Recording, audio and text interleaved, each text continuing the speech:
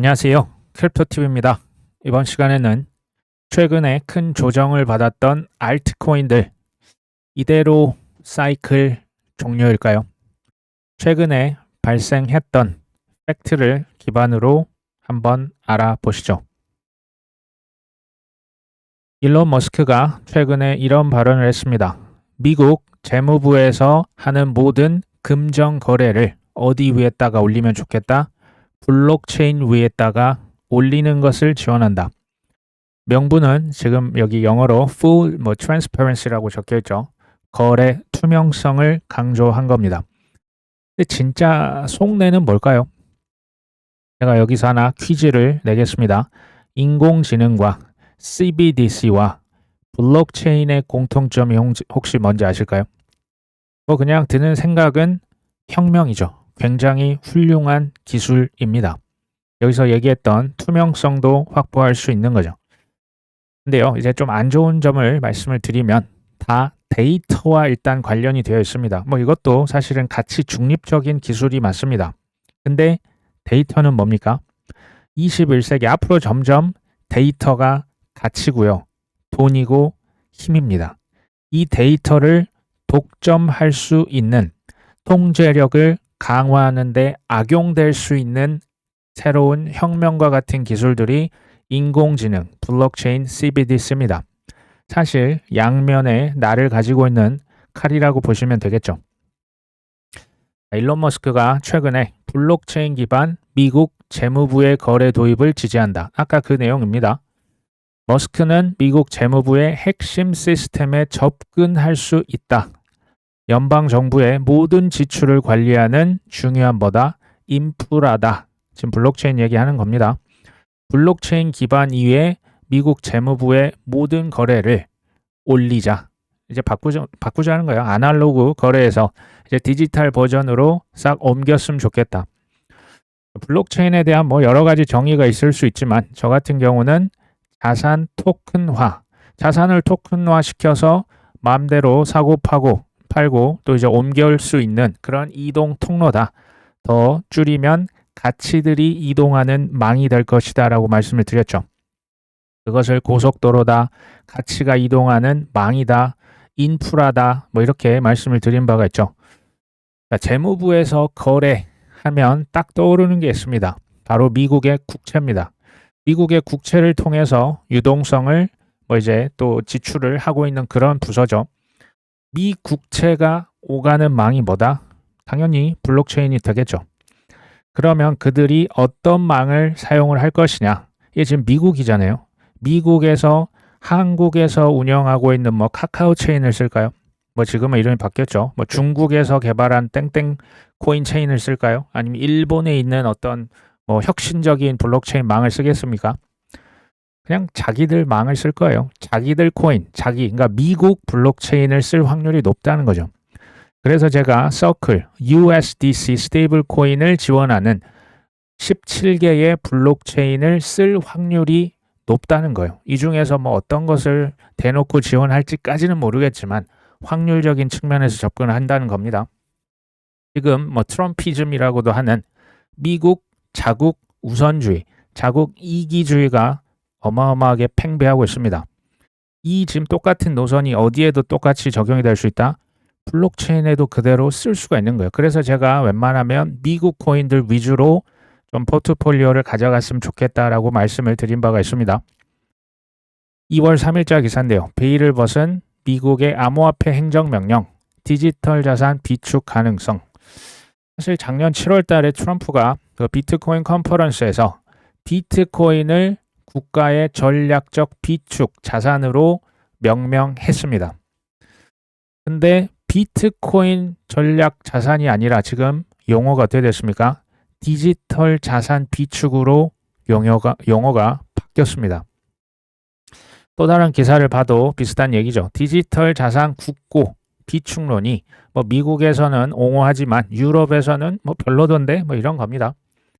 미국에서 이미 14개의 주 정부는 비트코인을 준비금으로 하는 법안을 상정을 시켰죠. 연방 정부에서도 비트코인 전략자산 비축에 굉장히 힘을 싣고 있습니다. 유럽은 이것을 조금 반대하고 있죠. 근데 여기서도 표현이 뭡니까? 디지털 자산 국고 비축론입니다. 비트코인 비축이 아니네요. 영문 기사를 직접 제가 한번 찾아봤습니다. 이걸 보시면 일단 그 1월 23일 트럼프 대통령이 크립토 행정 명령에 이렇게 서명을 하면서 기자 앞에서 포즈를 잡은 바가 있습니다. 여기 보시면 이제 영어인데요. 밑에 디지털 애셋 스톡파일이라고 있죠. 디지털 자산 비축이라고 적혀 있습니다. 비트코인이 아니네요. 예전에 비트코인 전략 비축 자산에서 근데 이 단어조차도 제가 예전에 말씀을 드린 바가 있죠. 이거 트럼프 머리에서 그냥 뭐 전날 한번 원고를 쓰면서 생각해 봤더니 갑자기 튀어나온 그런 단어일까요? 참고로 수많은 코인 기업들 아시죠? 뭐 리플이다, A16G다, 뭐 코인베이스다, 크라켄이다, 뭐 제민이다, 어쩌고 저쩌고 하는 코인 기업들이 작년에 있었던 대통령 선거, 국회의원 선거에 수천억 원 로비를 했고요. 그 취임식에만 또 수백억을 별도로 로비를 했습니다. 기억나시죠? 이게 팩트입니다. 이후에 뭐 미국의 14개 주에서 비트코인을 전략 비축법 이제 그 상정을 시킨 거, 이 법이 이미 올라가 있어요. 이것까지는 뭐 이해가 됩니다. 근데 행정명령을 서명할 때 이 용어가 바뀌었죠.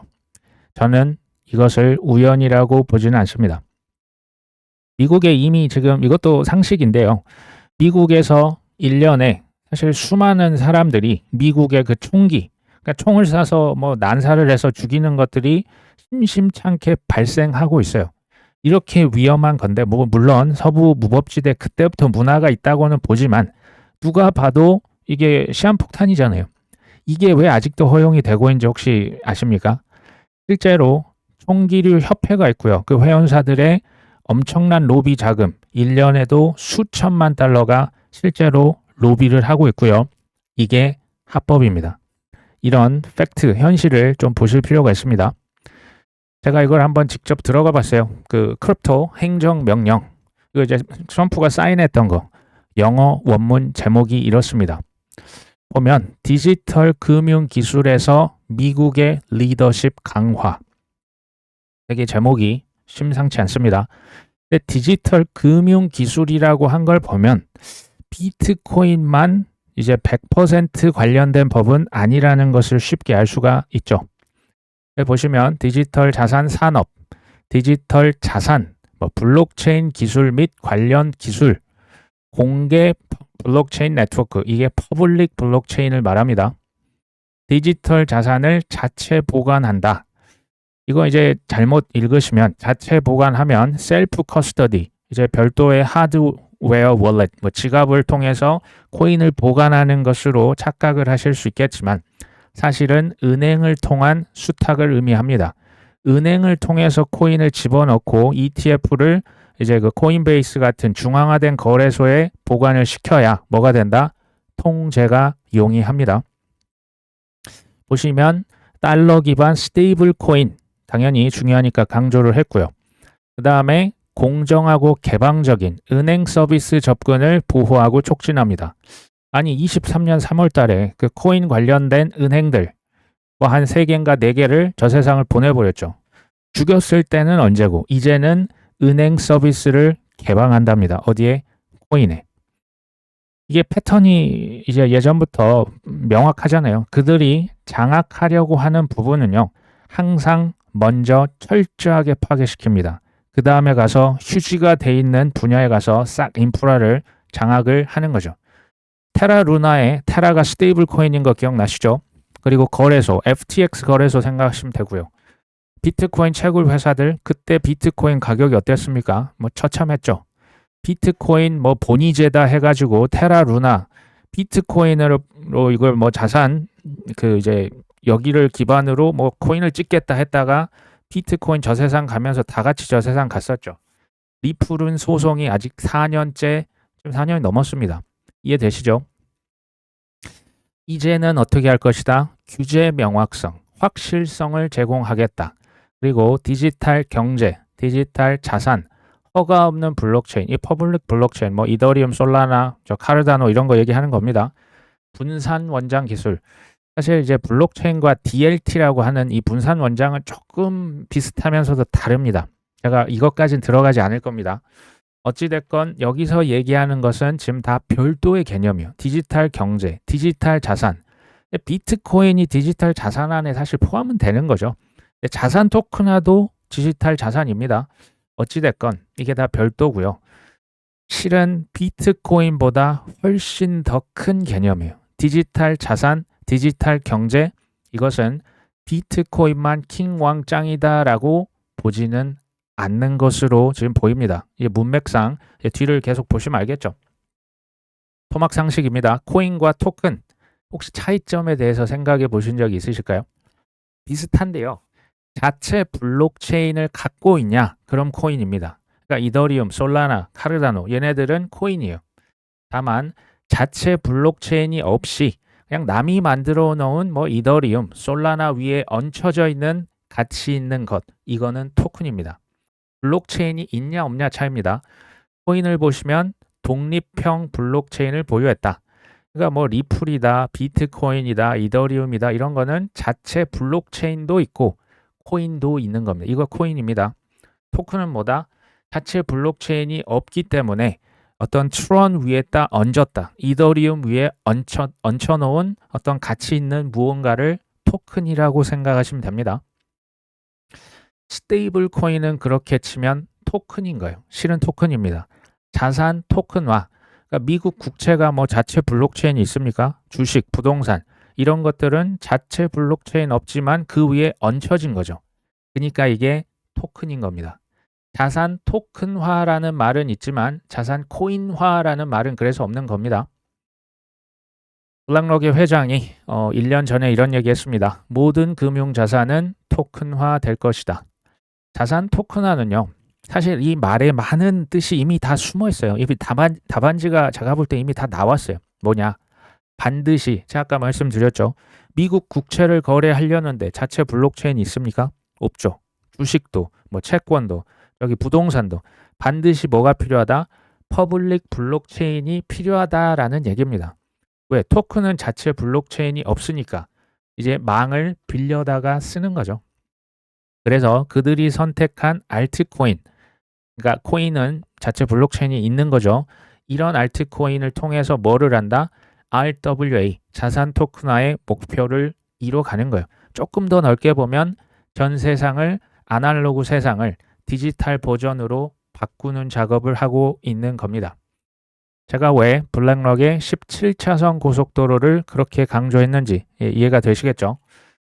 하지만 지식과 확신이 없는 매수, 고가 매수는 뭐 당연히 실패를 할 수밖에 없습니다. 아무리 좋은 코인 내가 알아도 성공은 별개의 문제입니다. 여기 계속 읽어보시면 디지털 자산이라는 용어가 나오죠. 암호화폐, 디지털 토큰, 스테이블 코인. 그러니까 디지털 자산은 암호화폐, 그 다음 토큰, 뭐 스테이블 코인 이런 것들을 총칭하는 단어가 되겠죠. 그 다음에 이제 밑에 블록체인이라는 단어가 나옵니다. 이것은 디지털의 가치들이 이동하는 그 망을 나타낸다. 자산 토큰화를 위해서는 반드시 블록체인이 필요하고 그렇기 때문에 그들이 선택해 놓은 코인에 투자를 하는 것이 어떻겠냐라고 실은 저는 뭐 1년 전부터 말씀을 드리고 있는 것 같습니다. 여기에 보시면 자꾸 뭐 행정명령 2022년부터 발행됐던 행정명령이 자꾸 폐지가 된다라고 지금 얘기가 나와 있는데요. 쉽게 말씀드리면 기존에 미국 정부에서 은행들에 가해졌던 혹은 코인 회사에 강해졌던 강압적인 규제들이 철폐된다는 것을 의미합니다. 뭐 SEP 121 회계 지침이 폐지됐다고 말씀드렸죠. 그리고 여기 보시면 재무부 장관이 이를 폐지해야 된다. 재무부라고 하는 단어가 굉장히 많이 좀 언급되고 있죠. 무슨 얘기냐? 트럼프가 아니라 뒷단에 있는 로비스트들은 미국의 연준보다 누구를 통해서 미국 재무부를 통해서 그들이 원하는 것을 정책을 펼칠 것이라는 것을 의미합니다. 이제 이 그 기사 아까 보여드렸던 게 좀 더 도움이 이해가 되지 않을까 싶습니다. 재무부의 핵심 시스템에 일론 머스크가 왜 접근을 하려고 할까요? 지금 모든 미 연방 정부의 지출을 관리하는 중요한 인프라, 이 블록체인을 이제 본인이 재무부에 거래를 할지 모든 것을 그 위에 올려 놓겠다. 근데 재밌는 건 이 미국 행정명령에 포함된 내용들이 실은 ISO 2002라고 있죠. 이거 이제 쉽게 말씀을 드리면 국제 디지털 금융 표준 관련된 게 ISO 2002입니다. 반대말은 그거겠죠. 그 스위프트망이 될 수도 있고요. 기존의 아날로그 금융 표준, 거기에서 이제 디지털 버전으로 바꾸는 게 그 표준이 ISO 2002입니다. 국제 표준 개발 조직인 ISO가 정의한 금융거래 메시지 작성 표준, 그러니까 표준화 시켜서 이걸로 금융거래 하자, 이런 얘기죠. 뭐 하냐? 우리가 지금 생각하고 있는 송금, 결제, 환전, 소액 결제망, 이런 것들 지금 이미 하고 있는데 디지털 버전으로 바꾸겠다라는 얘기예요. 근데 지금 보시면 결제망이라고 하는 단어가 또 나오죠. 여기서 쓰이는 디지털 결제망에 뭐가 있을까요? 예전에 한번 이제 한두 번씩은 다 보셨던 그거죠. 네, 리플이 있죠. 스텔라가 있고 헤데라, 뭐 퀀트, XDC, 알고랜드, 뭐 아이오타, 이런 것들이 있습니다. 그리고 어떤 또 그림에는 카르다노가 들어가 있는 것도 있고 또 빠져 있는 것도 있어요. 그러니까 저는 이것을 뭐 무조건 맹신할 필요까지는 없다라고 보고요. 그냥 이런 것들이 있구나. 그리고 이런 것들을 말씀을 드리지만 저 같은 경우도 지금 이 코인들 다 들고 있지 않습니다. 본인이 좀 더 파보시길 추천을 드립니다. 서클 USDC에서 지원하는 체인, 그리고 세계 경제 포럼에서 지원하고 있는 코인, 몇 개 겹치는 게 혹시 눈에 보이실까요? 일부 겹치는 코인이 눈에 띕니다. 근데 여기서 또 다른 질문을 한번 던져 보셔야 돼요. 그 코인들이 지난 12월, 11월, 12월에 굉장히 많이 올랐어요. 지금 가격에 다시 들어가서 살 것이냐는 이거는 엄연히 개인적인 영역입니다. 예전 가격 생각을 하면 지금 가격에 저 같으면 할 것 같지는 않아요. 뭐 어찌됐건 이건 본인께서 판단해 보셔야 된다. 뭐 7개월 전, 뭐 1년 전 이런 코인들을 계속 말씀을 드렸었죠. 7개월 전, 여기도 지금 9개월 전, 뭐 CBDC다, 블랙록 자산 토크나 관련된 코인 계속 말씀을 드린 바가 있습니다. 지난 1월 2일자 기사인데요. ISO 관련 소문에 5배 뛴 알트코인 주의보 기억나시죠? 이제 저점 대비해서 뭐 5배가 아니고 심지어 10배 오른 코인도 있었어요. 특히 리플, 카르다노, 알고랜드, 스텔라 루멘, 헤데라, 물론 아이오타랑 퀀트도 있었습니다. 쉽게 말하면 고인물 코인들이 그렇게까지 빠른 속도로 올랐는데 이게 뭐 ISO 관련된 소문, 카더라 때문에 그런 게 아니냐. 이제 관련이 있는 것은 사실이지만 아직 뭐 카더라 혹은 이제 실체가 불분명하다. 뭐 이런 의견도 있습니다. 그래서요, 사람들이 이제 물어본 거예요. ISO 2002 홈페이지 ISO 가가지고 이 지금 ISO 2002를 준수하는 코인이 있나요? 라고 질문을 던졌더니 암호화폐는 본질적으로 이 표준을 준수하지 않습니다. 그리고 ISO 2002에 의해서 코인들이 관리되지도 등록되지도 않는다. 혹은 이제 블록체인 회사가 ISO 이 표준을 준수할 수 있냐? 뭐 할 수는 있겠지만 블록체인 자체가 본질적으로 규정을 준수하진 않는다. 애매하죠. 이거 그냥 노골적으로 말씀드리면 이 코인 사도 되나요? 라고 물어본 겁니다. 근데 ISO에서는 아니요 라고 답을 한 거죠.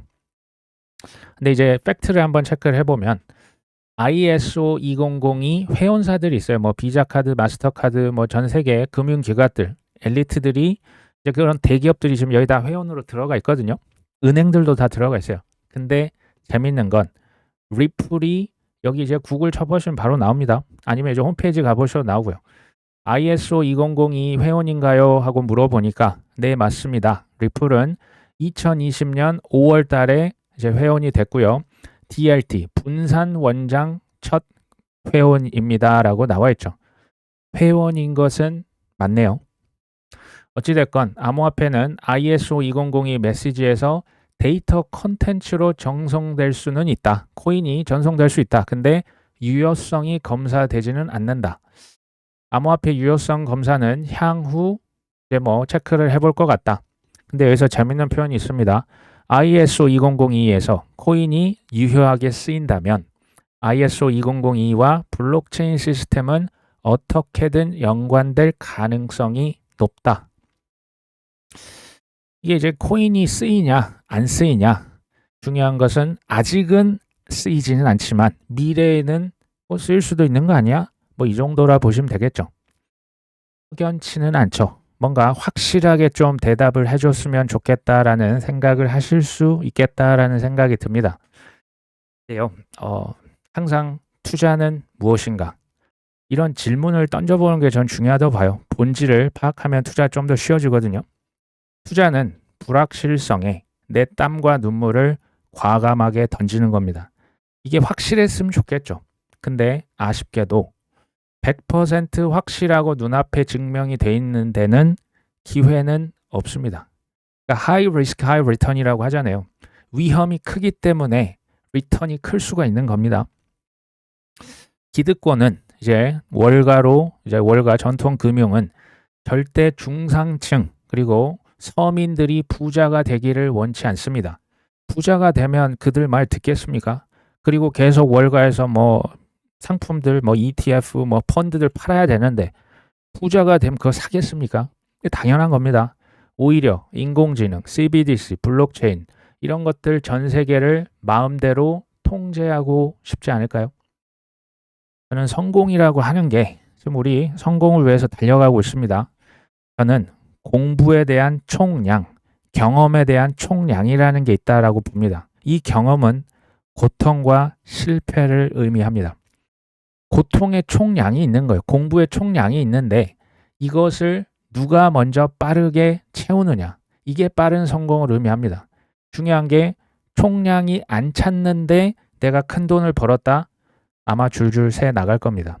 이게 이해가 안 되실 수 있는 이제 연세가 있으신 분들은 당연히 이해를 하시겠죠. 내가 뭐 돈 벌 수 있는 100배 코인을 내가 알았다. 어쩌다 타이밍 밑에서 딱 잡았는데 위에서 기가 막히게 팔았다. 성공이랑 무관합니다. 이 총량을 안 채우면요. 그 돈 본인 돈 아닙니다. 총량을 채운다라고 하는 건요.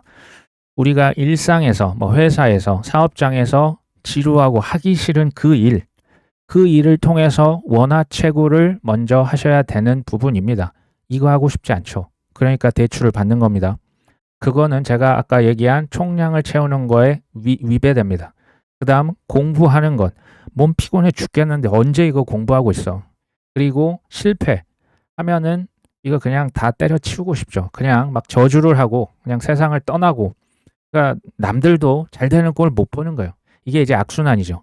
하지만 오뚜기처럼 다시 일어날 수 있는 것. 저는 이게 총량을 채우고 우리가 성공할 수 있는 비결이라는 생각이 듭니다. 자, 오늘 방송은 여기까지 합니다. 끝까지 시청해 주셔서 감사합니다.